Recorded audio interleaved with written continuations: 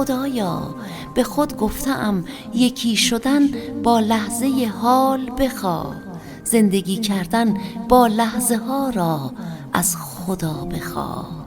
به خود گفتم از خدا خود خدا را در لحظه ها بخواه. آری برداشته شدن پرده غفلت از وجود را بخواه.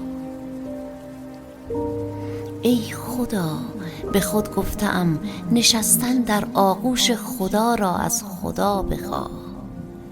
با گلها با خورشید قصه عشق شنیدن را از خدا بخواه. برداشته شدن پرده غفلت از وجود را از خدا بخواه.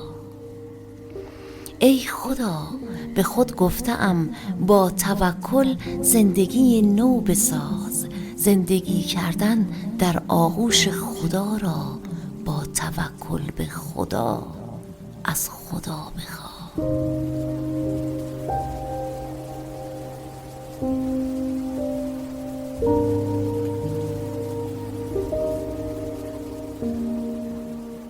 خلق لحظه های زیبا برای خودت از خدا با توکل بخواه.